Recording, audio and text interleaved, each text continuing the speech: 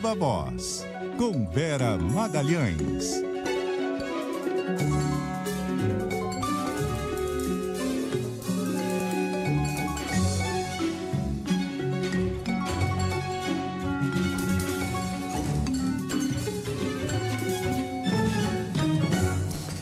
E aí, Vera? Oi, Sardenberg, boa tarde, Cássia, boa tarde, ouvintes e quem nos assiste. Boa tarde, Vera. Bom, Vera, continuamos com o assunto. Bom, Supremo Tribunal Federal, você comentou ontem sobre essa decisão que responsabiliza veículos pela declaração de entrevistados. Aliás, é o tema da sua coluna hoje no jornal O Globo.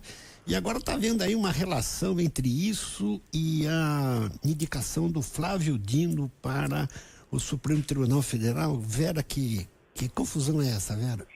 Pois é, os bolsonaristas, o Sardenberg, estão aproveitando essa decisão do Supremo, que a gente já tratou aqui, todos os seus caráteres controversos, para dizer que agora a imprensa vai sentir na pele aquilo que ela pregou, que a tese de que o Alexandre de Moraes deveria vigiar e punir agora vai se voltar contra a imprensa. Então estão tripudiando de alguma maneira.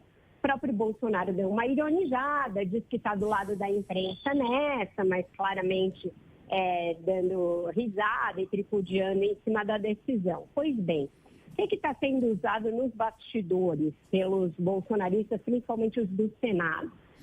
Que é uma tese segundo a qual o Alexandre de Moraes e o Gilmar Mendes terem feito lobby pelo Flávio Dino, a favor da indicação do Flávio Dino, faria parte de todo um projeto para unir o Lula, esses ministros e os indicados do Lula, portanto, Cristiano Zanin e Flávio Dino, em um grande complô para dominar politicamente o Supremo Tribunal Federal, dar ao Lula uma maioria no Supremo, para, a partir disso, a partir dessa nova configuração, o Lula instaurar o que seria uma espécie de ditadura do Supremo, com aí sim tutela da imprensa, e que a imprensa seria a vítima do próprio veneno, por ter apoiado as medidas do Supremo Tribunal Federal ao longo do governo Bolsonaro, aquelas que obrigaram a aplicar medidas sanitárias na pandemia, aquelas que foram contra outras iniciativas ali questionáveis do ponto de vista do meio ambiente ou dos direitos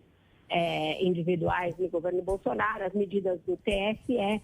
Então, os bolsonaristas estão usando, tanto nas redes sociais quanto nos bastidores da indicação do Dino, essa decisão sobre a imprensa e mais a indicação do atual ministro da Justiça como uma grande prova de um complô entre o Alexandre de Moraes, o resto do Supremo, e o Lula para tutelar a imprensa. Essa é a narrativa que está sendo vendida. Então, é mais uma das coisas que essa decisão acaba fazendo com que a gente tenha de aí enfrentar, né?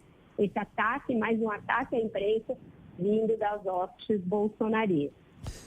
É uma belíssima teoria da conspiração, né, Vera? Agora, a gente pode dizer que, de alguma maneira, essa decisão do Supremo, ela acaba dando munição para que surja esse tipo de tese?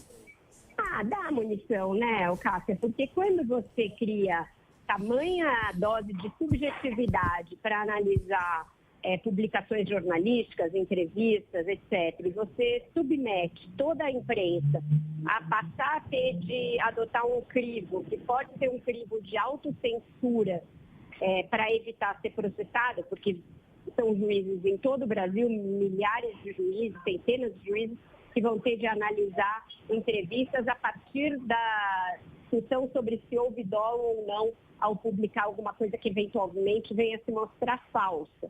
Então, a partir do momento que você submete toda a imprensa a esse tipo de possibilidade de autocensura, você está jogando contra um dos baluartes ali da democracia, que foi bastante importante durante o bolsonarismo. O Supremo fala, nós somos tão importantes para assegurar a democracia e agora o Senado vem nos atacar. Mas a imprensa teve um papel preponderante para assegurar a democracia e agora está tendo as suas prerrogativas colocadas aí sob essa relativização por uma decisão do Supremo Tribunal Federal.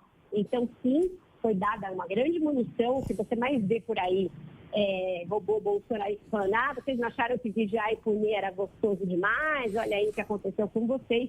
Portanto, comemorando de alguma maneira o fato da imprensa ter tido as suas prerrogativas relativizadas por essa decisão do Supremo.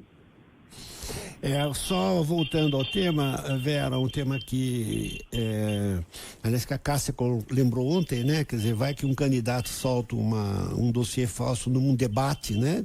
Na televisão ou no rádio e pronto, já está armada uma possibilidade de confusão, né?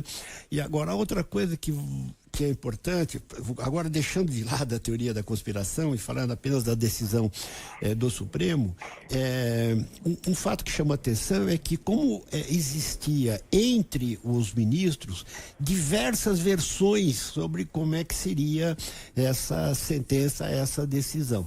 Tiveram que fazer lá um longo arranjo, uma negociação para chegar ao texto e assim mesmo ainda vai ser preciso na divulgação, então, na publicação final da decisão, eles ainda vão ter que trabalhar no texto para tentar explicar essas coisas que ficaram vagas, né, Vera? Exatamente, eu trato disso, usei o exemplo da Cássia ontem na nossa conversa, inclusive na coluna, me apropriei dele, e essa questão do acórdão é uma das que eu trato lá também, Sardenberg, porque eles vão ter de fazer uma explicitação de alguns critérios no acórdão, portanto, uma coisa depois das várias teses que foram discutidas, tinha uma tese do Alexandre de Moraes, aí o Cristiano Zanin fez sugestões, outros ministros fizeram outras sugestões, fizeram lá uma colcha de retalhos da decisão, que ainda vai ter de ser ajeitada de alguma maneira no acórdão pelo ministro Edson Fachin, que foi incumbido de ser o relator do acórdão. Então, quando uma decisão precisa, assim, de tantos asteriscos, por assim dizer, é porque ela é confusa o suficiente para dar bastante pano para manga e bastante pano para perseguição da imprensa. Vera Magalhães, obrigado, Vera. Bom final de semana e até. Obrigada a vocês, um ótimo fim de semana, até segunda. Até mais, Vera.